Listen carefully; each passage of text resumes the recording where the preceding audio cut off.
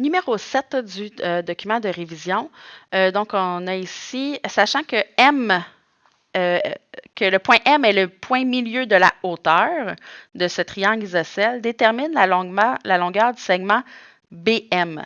Donc, ici, c'est ce que je cherche au final. Donc, si je remarque tout de suite que le côté que je cherche fait partie du triangle rectangle gris, je sais que la mesure ici mesure x sur 2 parce que je suis au point milieu d'un triangle isocèle. Donc, la hauteur le sépare en deux côtés isométriques. Donc, ça, c'est le point A, B, C. Tiens, je vais mettre un D ici. Donc, BD mesure x sur 2. Si je trouve la hauteur, si c'est le point milieu, ça, c'est la moitié qui est là. Donc, je vous fais remarquer qu'on a ici deux triangles rectangles. Le triangle rectangle jaune dans lequel je cherche ma mesure et un autre triangle rectangle où j'ai la fameuse hauteur que je dois séparer en deux et la mesure qui est là. Deux triangles rectangles dit deux Pythagore fort probablement. Alors, 1, je vais trouver dans le premier grand triangle rectangle et je vais venir écrire mes informations dessus pour que je puisse me retrouver. L'hypoténuse, c'est x fois racine carrée de 17 sur 2. La hauteur, que je ne connais pas, et ici, c'est x sur 2. OK. Donc, je veux trouver la hauteur avec un terme variable.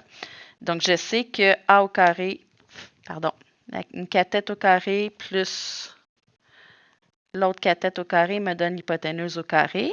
Donc, h que je cherche au carré plus x sur 2 entre parenthèses au carré me donne x racine carrée de 17 sur 2 au carré.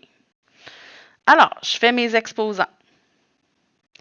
Plus x2 sur 4, parce que je distribue mon exposant au numérateur et au dénominateur. Et si je distribue mon exposant partout, donc ça va me donner x2.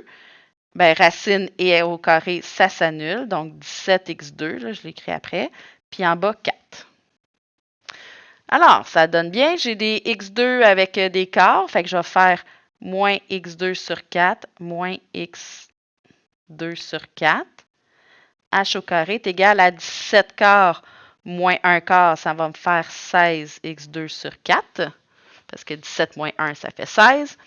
Je veux juste h. Je fais la racine carrée. Donc, 16 au carré, 4, x au carré, x, puis 4, pas au carré, mais racine carrée me donne 2. J'aurais pu réduire avant, ça aurait été plus simple. Tiens, je vais le faire comme ça. Avant de faire ma racine. Donc, ici, j'aurais 16 divisé par 4, ça donne 4x2. Fait que si je veux faire juste h, je vais faire ma racine. Racine carrée de 4, ça me donne 2. Et de x, 2, ça me donne x. Donc, ma hauteur ici vaut 2x. Tout ça vaut 2x. 2. La mesure de MD, hein, j'ai rajouté le point D, moi, ici, dans le bas. OK? Donc, la moitié du milieu. Voyons, la moitié du milieu. La moitié de la hauteur, puisque M est au milieu, ben, ça va être 2x divisé par 2 pour la mesure que je cherche ici de MD. Ça veut dire x. Donc, dans mon autre triangle gris, j'ai une cathète x, une cathète x sur 2. Je vais maintenant pouvoir trouver mon hypoténuse. Alors, 3, je réutilise Pythagore.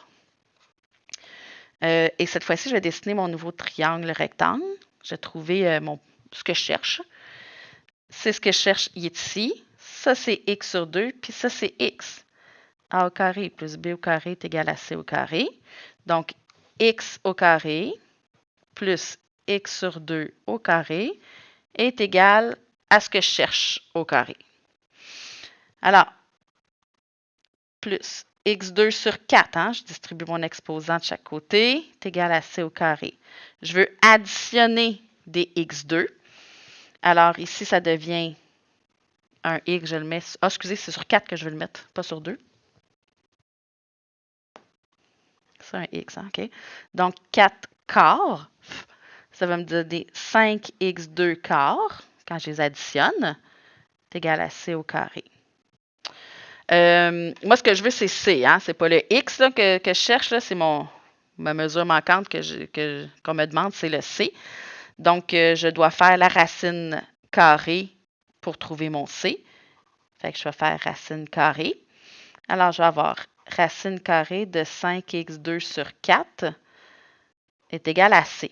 Je peux sortir x2 racine, il reste x. Racine carrée de 5, je ne peux rien y faire.